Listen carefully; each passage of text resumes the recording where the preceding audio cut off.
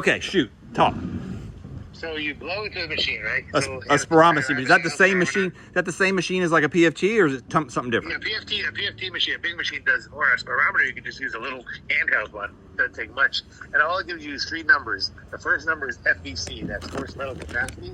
That's how much air you can blow out in total of your as high as you can inhale in, all the way out. So that's called the forced vital capacity. Okay? Okay. The second number it's going to give you is called FEV1. That's how much air you blow out in the first second. Forced expiratory volume in the first second. Okay? So that's the second number we look at. And then the third number we look at, so all you're really looking at a spirometer is just mainly those, there's nuances, but mainly those two numbers. And then you take the FEV1 and divide it by the FVC. So diseases that are restrictive have a decreased FEV1, a decreased FVC, but the proportion is equally down, so the ratio is 80% or higher. So, and the restrictive lung diseases there are extrinsic restrictive lung diseases like being fat. That closes down your lungs. The lungs inside are normal, but that's why they're extrinsic. Or neuromuscular diseases like muscular dystrophy. Those cause a restrictor pattern. The FEV1 is low, FVC is low, but the ratio is 80% or higher.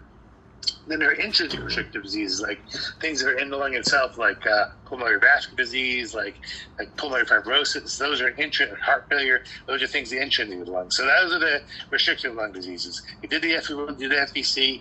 You can tell if it's restrictive by the pattern because it's 80% higher, and then you would have to get full PFTs and clinical judgment to see what causes the restrictive lung disease. So that's restrictive. What you guys are doing, like asthma, bronchiectasis, COPD. Those diseases are obstructive lung disease. So in those diseases, the FEV1 is low, the FVC is low, those two numbers, the first, second air, and the total air.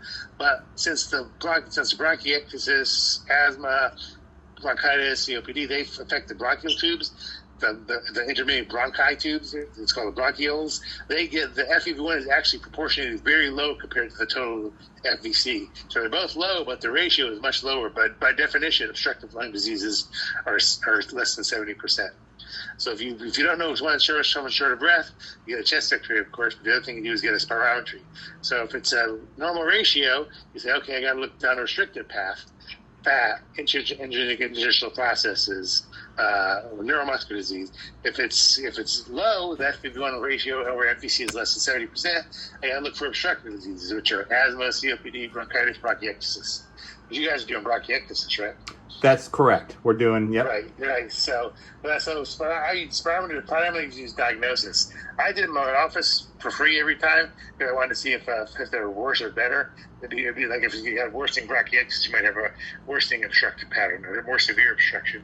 Because obstruction is defined by FEV1 FVC ratio of less than 30%. Then we quantify it by how bad the FEV1 is. Like 80 to 60 is mild, 60, I think 80 to 65 is mild, 65 to 50 is moderate, 50 to 30 is severe, and less than 30 is very severe. So we can also use that. So number one, to diagnose, you'd use spirometry. Number two, to follow the course of disease is getting worse. And, I don't know if your data shows that, but, if you prevent exacerbations, you prevent the decline of lung function. A normal lung declines about 20 to 30 mils every year. People with COPD decline at a little faster rate, like 40 to 50 mils a year. So, and the 20 to 30 mils, that's the air that they're. That's how many milliliters of air you blow out on the FEV1 FVC. Those FEV1 FVC numbers are recorded in milliliters. So it's the force and the force. Someone like you, your FVC is probably 5.6 liters or 5,600 milliliters. Yeah. And if I had COPD, that would be 3,000 or 2,000? It might be 3,000, but once again, the FEV1 would be low, but it'd be low out of proportion. They're both, in a restrictive, they're both lower together. They fall together. In obstructive, the FEV1 falls at a much faster rate than the FVC. The FEV1 falls at a faster rate? That's the... Right, that's as much as I can blow out in 1 second, right? That's the... Right. I should say it falls at a faster rate, but the ratio gets more severe. You get more obstruction, you get a lower ratio. So. Okay. So, like, to answer some of these questions I have on here, like, how often do you do spirometry in general? So, number one, you do it to diagnose. That's the first. You definitely do it once. So you would do it first. That's the first thing you would do when you shortness. Somebody came in and said shortness of breath, that's something that you'd look into doing immediately. Chest X-ray and spirometry. Okay. Maybe something called blood gas. Checks the oxygen level, the carbon dioxide level. Yeah.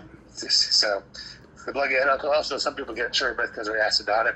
So usually a chest X-ray, spirometry, and a blood gas are the first. So if you did a chest X-ray, you would see the thickening of the bronchioles, or you would see. Yep. Okay. Yep. Right. It's classic changes on the chest X-ray. Okay. Depends what causes the bronchiectasis. Now, one cause of bronchiectasis is chronic aspiration. That usually involves the lower lobes more because that's where we aspirate to. Certain diseases like cystic fibrosis involve the upper lobes more by the nature of the disease. Certain things like immune deficiencies, like gamma globulin deficiencies, you get infection after infection. That involves diffuse in the lungs. So it depends on the cause of the bronchiectasis, how the X-rays look. But the classic things are bronchial thickening. Mucus production, you'll see it on the X-ray, and the CAT scan is more sensitive to pick up early bronchiectasis. Okay, and then what's the primary measure to monitor the disease progression? I do it by FEV1, by spirometry. So that's the second reason to get spirometry is to monitor disease progression. So in other words, 3 months you see it. If I come in and my FEV1 is 50%. Or less than 50%. So you want to see me in how many months? It depends on how sick you are. So the question is, do you monitor for disease progression or not? I would monitor disease progression. So I did the spirometry. They came in. I do it if they're more short of breath because I want to see if it's worsening obstruction or something else might be going on. Maybe they're heart failure. Maybe so it's not necessarily. So I would number one I would do another spirometry if it was symptomatic again. The only time I do a symptomatic spirometry is if I thought there was some drug, and I don't know if your drug prevents disease progression, if there's something to prevent disease progression. So, for example, in a whole different world, pulmonary fibrosis patients, if we see their rate of decline is fast, we can give medicines to try to stop the rate of decline. Okay. You don't necessarily give them ahead of time. So but I don't think your drug prevents the rate of decline. No, I don't know the details on the drug yet. We're just trying to understand bronchiectasis and what you're using to diagnose it. So you're saying if I came in at 50% or less, and then you'd see me in a month or 2 or 3, and then it was 40%. So then you'd be like, I'd be concerned, but I might not check it. I might not necessarily check it unless you're having symptoms, or unless I knew there was a drug that I could give you to prevent it. But for example, for COPD, it's interesting that the more exacerbations you have, the more rapid decline in lung function you have, right? Right. And there are drugs like inhaled steroids to prevent the decline of lung function. Or the Unibron actually is an anticholinergic that prevents the decline of lung function. But sorry, the taps is playing here at the VA outside here.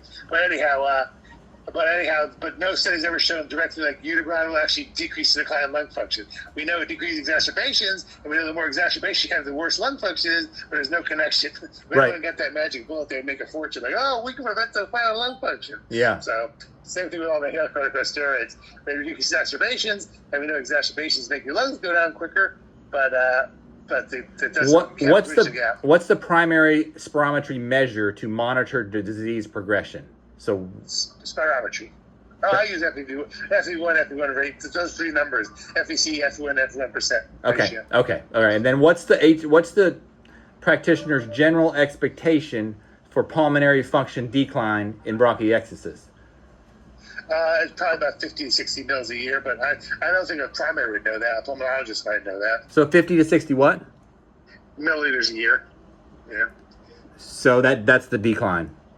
Yeah, that's it. Bronchiectasis decline a little faster than normal patients, okay. Especially if they're having exacerbations. It's not just there's no one answer to that. The ones who are pretty healthy may decline minimally. The ones who are having a lot of exacerbations may decline quicker. So there's no one number like this is what I expect on a bronchiectasis patient decline. It depends on the patient. So 50 to 60 milliliters. 50 to 60 might be in someone who's sick or still smoking. That plays a factor too. Smokers, even if they have normal lungs, decline at 50 or 60 mils a year. So, yeah, I would just the wastebasket comment would be, I would be worried. I would worry to decline at a faster rate. So. Okay. All right. This really helps me. Thank you. Yeah, so look at COPD data because we have more data on that. So COPDers who are doing well. decline about 20 or 30 mils a year, the same as someone a normal person. But if they smoke, it's about 50 or 60 mils a year.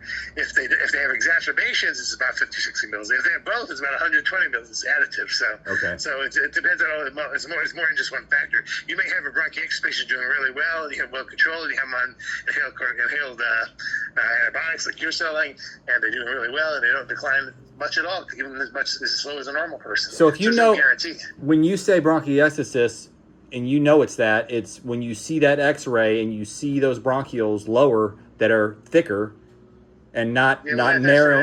Not all. They can be diffuse if it's a different cause, like a gamma globulin deficiency. And that's something in our workup we look for causes that we can fix. So my bronchiectasis workup includes ruling out cystic fibrosis, because there's tons of drugs you can use for cystic fibrosis.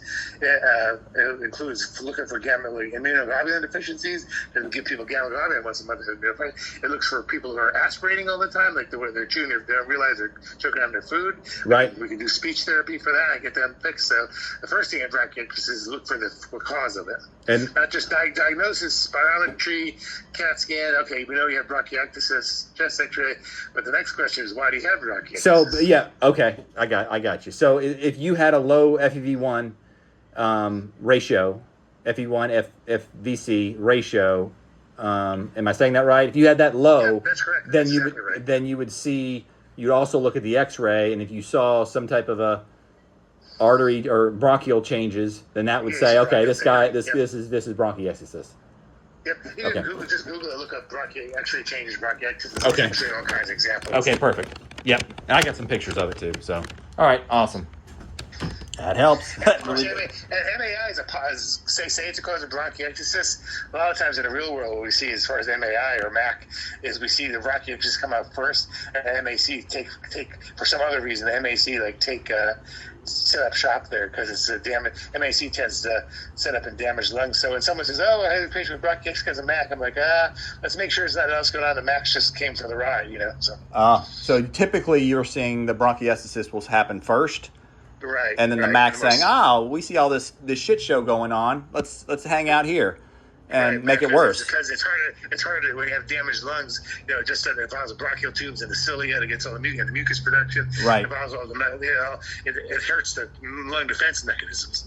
In fact, one of the big things we do in bronchiectasis is we want to prevent infections, because every infection leads to worsening and decline of lung function. So we do everything we can to prevent infections, whether it's gamma globulin, whether it's bronchodilators help clear the mucus, whether it's mechanical devices that vibrate, or vests. I don't know if you know what a vest is. Yeah. So all these. So the most important thing in a bronchiectasis patient is prevent infections. So keep that mucus, like getting it out, keep it moving. And your drug might be one that does prevent infections too. Because one infection leads to worsening lung function. Then the lungs are worse, so you're easy to get infection. Then when they get infection, the lungs get worse. Then they easier to get another infection. It's like a snowball. So. Gotcha. It's like a vicious vortex. Yep. All right. This is great. Really, really appreciate it. Awesome. Sure, man. Yeah. Good luck. Let me know if you have any more questions. I will definitely do that. Thank you so much. Yep, call me. All right, take care. Bye.